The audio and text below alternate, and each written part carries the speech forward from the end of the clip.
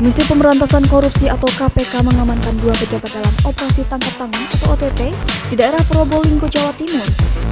Dikabarkan pejabat yang diamankan adalah Bupati Probolinggo yaitu PTS dan anggota DPR dari Partai Nasdem HA.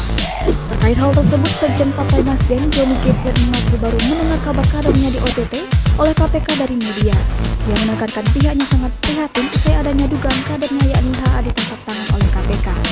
Dia berujar Partai Nasdem sudah meneliti prosedur internal terkait kadernya yang terlilit kasus itu, di mana prosedur tersebut misalnya mengundurkan diri sebagai anggota dan dari jabatannya.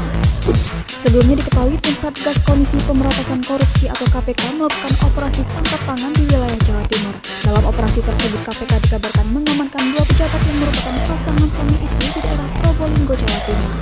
Terkait hal tersebut, PLT juru bicara KPK Ali Fikri membenarkan bila mana pihaknya melakukan tangkap tangan di wilayah Jawa Timur. Namun dia tak merinci secara detail siapa sosok yang diamankan oleh lembaga anti rasuah.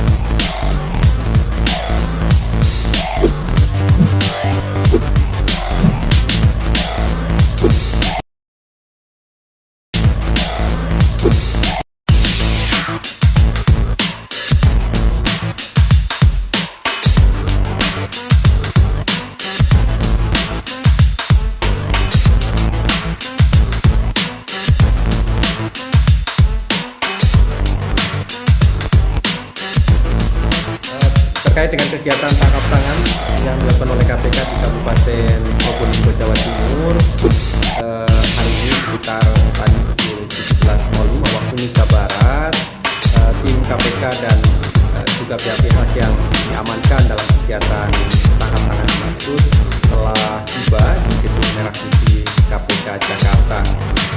Berikutnya tim KPK tentu akan segera melakukan pemeriksaan lanjutan terhadap pihak-pihak dimaksud.